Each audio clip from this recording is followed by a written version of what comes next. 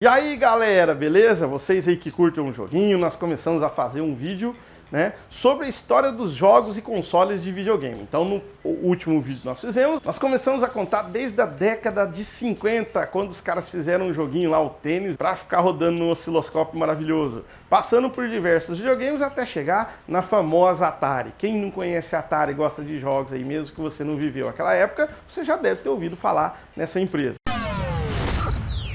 Então eu sou o Anderson Burns, nós estamos aqui com o Gamificando da Nerd Corp. Roda a vinheta pra gente continuar aí, pessoal.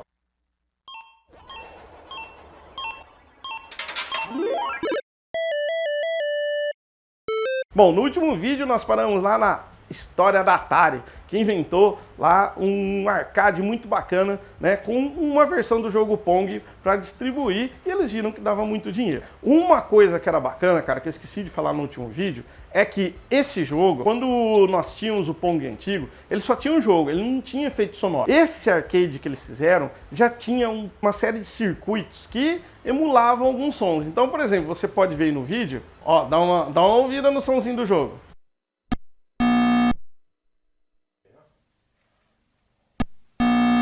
Uau! Você acha que isso vai ser uma bomba, né, gente? Fazer só... Mas isso que a gente tinha, cara. E é um sacrifício danado para conseguir colocar esses efeitos sonoros dentro dos jogos, tá? Então isso foi uma coisa muito bacana. Já foi uma evolução, né, dos jogos anteriores. Essa gente inventa cada coisa. Bom, em 76, uma outra empresa viu que dava dinheiro esse negócio de videogame e decidiu lançar também uma coisa nova, um console novo, chamado Fairchild, ou conhecido também como Channel F. Inclusive, eu encontrei algumas coisas desse videogame para vender lá no Mercado Livre e o eBay. Se você tiver interesse aí, ó, pega aqui os links na descrição do vídeo para você dar uma olhadinha, tá? Mas é bem carinho as coisas. Bom, esse console, gente, ele já tinha uma peculiaridade muito grande. Ele tinha um poder de processamento um pouco maior e ele tinha cartuchos programáveis. O que é cartucho programável, cara? Era um cartucho onde as pessoas poderiam fazer os seus jogos e guardar ali dentro. Então, esse videogame não era vendido com tipo um jogo na memória que você só podia jogar ele. Era um videogame onde você podia trocar os cartuchos e trocar os jogos. Isso acelerou a indústria bastante. Por quê? Porque daí, em vez de você ficar comprando um videogame, um console para cada jogo, você teria um console e a troca daqueles jogos. Você poderia ter vários jogos no mesmo console, tá? E como eles eram programáveis, podiam ter desenvolvedores e empresas interessadas em desenvolver outros tipos de jogos, outros títulos e lançar para aquele videogame. E cada cartucho ser vendido separadamente. Fora que você podia trocar com seus amigos, né? Se você fosse milionário, porque naquela época um videogame desse custava os olhos da cara. E o cartucho também não era muito baratinho, né? Só para você ter uma ideia, esse foi o primeiro videogame com um microprocessador. E ele foi fabricado por um tal de Robert Noyce, que é esse que você vai ver aí. Que anos mais tarde viria a ter uma empresa e fabricar, né, uns processadores bem safadinhos, né, de uma empresa que se chama Intel. Não sei se vocês já ouviram falar nessa empresa aí, hein? Pô, cara, que ideia fantástica fazer isso. Esse videogame teve mais ou menos 12 jogos lançados, só que só teve a vida útil de 1 ano. Aí você vai falar, pô, cara, os caras criaram um negócio tão bacana e só teve vida útil de 1 ano, por quê? Porque a Atari, cara, enxergou que esse negócio era melhor que os consoles dele e que eles tinham que fazer alguma coisa melhor com cartuchos programáveis também e começar a vender. E aí foi uma maravilha, né? Infelizmente para essa empresa e felizmente para a Atari, porque a Atari fez o seu primeiro console chamado de Atari 2600, que também vinham com cartuchos programáveis. Só que a Atari tinha uma coisa a mais que a Fairchild, no caso. Tinha acabado de se tornar uma empresa da poderosa Warner Bros. E a Warner tinha dinheiro. Dinheiro pra caramba. Onde conseguiu todo esse dinheiro? Liga pra esse number. Tá, e o que eles fizeram? Eles daí começaram a fazer o console da Atari, o novo 2600, em larga escala. Aí você vai falar assim, pô, cara, se o outro vendia bastante, esse da Atari aí deve ter estourado, arrebentado de venda. Achou errado, otário? Não. Cara, o primeiro Atari, cara, ele quase faliu, na verdade. A Atari quase, a Warner teve um treco, bicho. Por quê? Porque não vendia muito, cara. E aí o que a Warner fez? Como elas são poderosas, eles pegaram e começaram a dar uma coxadinha, né? Uma coxadinha em um monte de desenvolvedor de jogos para começar a desenvolver mais jogos e mais periféricos para o Atari 2600 recém-lançado. O bacana do Atari 2600, cara, que é esse aí que você vê na tela, e é esse aqui que você vê na minha mão, ó. Tá um pouquinho sujinho, ó, tá? Mas não tem problema, ele funciona, eu acho. Gente, esse aqui, ó, é um Atari, isso é uma cópia que a gente conseguiu aqui para poder gravar o vídeo. Ele é do Vitão, vocês conhecem o Vitão? Tá ali, ó. É nosso diretor de vídeo, olha que bonitinho. E ele trouxe aqui pra gente, ó, Atari 2600, dá pra ver aí, Vitão?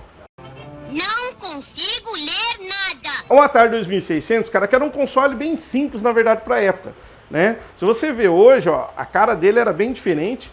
Aqui atrás ele tinha espaço para colocar dois controlinhos, né, que não vinham acoplados no videogame. Nesse caso aqui dessa versão, você encaixava um cartucho aqui.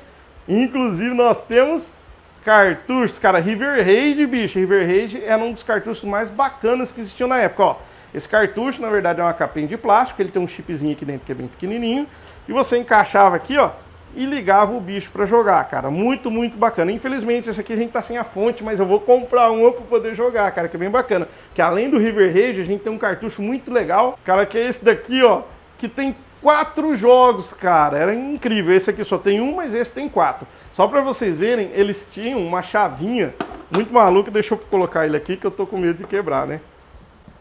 Nossa, que zoeira que eu fiz com fio, tudo. Putz, passei por baixo, por cima, deu uma falta no microfone, Vamos mostrar o cartuchinho aqui, Vitão. Olha, esse cartucho, cara, ele tinha 4 jogos. Como é que os caras conseguiam colocar 4 jogos num cartucho? Ele tem aqui Futebol, Miss Command, Mousetrap e Star Voyager. Olha que maravilha, hein? E ele tinha as chavinhas aqui em cima. Que você fazia o quê? Você tinha que desligar o videogame, né? Trocar a chavinha aqui e aí ele mudava de jogo, cara. Uma maravilha, ó. Essa aqui, essa fitinha aqui é da Dactar, que é uma das empresas que fabricou uns clones do Atari, que a gente já vai falar já, né? E isso aqui era fabricado aqui no Brasil mesmo, ó. Inclusive é fabricado pela Milmar, indústria brasileira, Zona Franca de Manaus, tá? Isso aqui ajudou com que os cartuchos e os jogos ficassem mais baratos e nós conseguíssemos comprar mais jogos na época. Fora o controle, gente, o controle dele era bem simplesinho. Era o quê? Um manche, né, de 8 direções, e nós tínhamos aqui um botãozinho de ação, tá? Então, quando iniciava o jogo, nós podíamos apertar o botãozinho. E em alguns jogos, tinha jogo que não usava, por exemplo, Pac-Man não utilizava esse botãozinho, tá? Já no River Raid, que a gente já vai falar já, que é esse que você tá vendo na tela aí, você utilizava esse botãozinho para poder atirar e o direcional para poder mudar a velocidade e a direção do aviãozinho, né? Fora que tinha outros jogos que não usavam, que eram bem famosos, como por exemplo o Enduro. Quem nunca jogou Enduro, cara, é o precursor lá do Top Gear, daquela porcaria daquele Need for Speed. Gente, você gosta de Need for Speed, cara? Você nunca jogou Enduro, velho. Enduro que é massa pra caramba, véio. Você tinha que jogar esse negócio, não acabava nunca, velho. Uma das características dos jogos do Atari é que muitos não tinham fim, né, cara? Você ficava jogando, ele aumentava um pouco a dificuldade ou um pouquinho a velocidade, mas ele acabava não acabando nunca. Então você ficava jogando a tarde inteira, né, e nem via o tempo passar. Mas beleza. Bom, do Atari a gente vai voltar a falar já. Antes dele ainda, em 1977, a RCA, que era uma das empresas que disseram não pro Bushnell na hora de vender lá os Ataris dele, fabricou um outro videogame que chamava Studio 2, cara. Era um videogamezinho bem barrelinha. A gente colocou aqui no vídeo para você conhecer que ele existia, mas foi um videogame que teve a vida útil muito curta. Esse videogame que eles lançaram, eles viram lá todo o potencial e decidiram lançar o deles, tá? Tinha uma tela monocromática, que daí o Atari já não tinha, já era um pouco melhorzinho, né? Tinha algumas cores.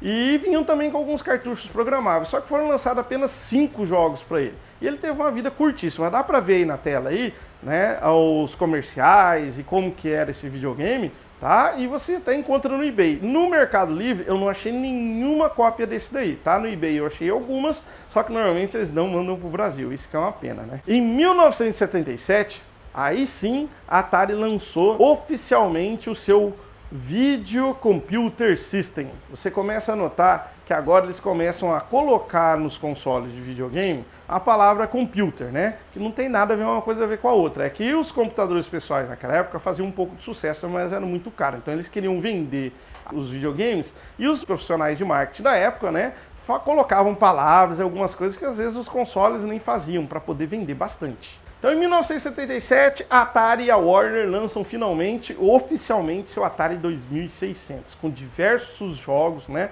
Que já que a Warner tinha conseguido ali, né, dar uma cochambrada ali, dar uma encoxadinha no pessoal para que eles pudessem fazer mais jogos, e essa quantidade de jogos chamou muita atenção.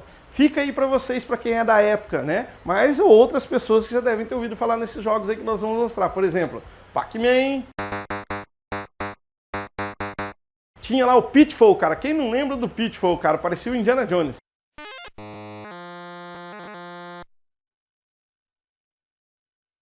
Tinha o Keystone Capers, né? Que a gente conhecia como... Era um segurança de... É o policial de shopping, que o cara ficava correndo atrás do ladrão dentro do shopping, né?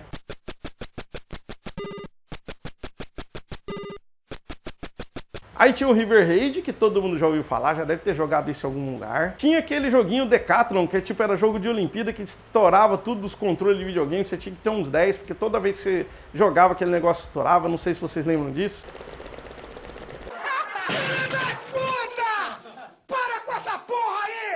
Pro bichinho correr, cara. E os controles daquela época não eram uma beleza, assim. Então eles não aguentavam, eles estragavam com facilidade, porque realmente o jogo exigia muito desses controles aqui. Tinha um jogo bem interessante que eu gostava pra caramba e achava inteligente, que se chamava Hero, que é esse que vocês estão vendo aí no vídeo no jogo. Era um carinha que tipo uma mochila de helicóptero nas costas, ele saía, podia colocar bombinha no chão e ainda atirava. Cara, esse é um dos primeiros jogos que conseguia se fazer com que o herói fizesse duas coisas. Por quê? Porque no controle nós tínhamos apenas um botão, né? Então você atirava ou soltava bomba. Então eles incluíram um negócio bastante bacana no jogo, que era o quê? O cara voava e quando ele pousava no solo e você pressionava para baixo, ele plantava a bombinha para poder explodir. Cara, era um jogo maravilhoso e muito bacana. Aí tem, lógico, o Space Invaders, que não tem como esquecer desse joguinho.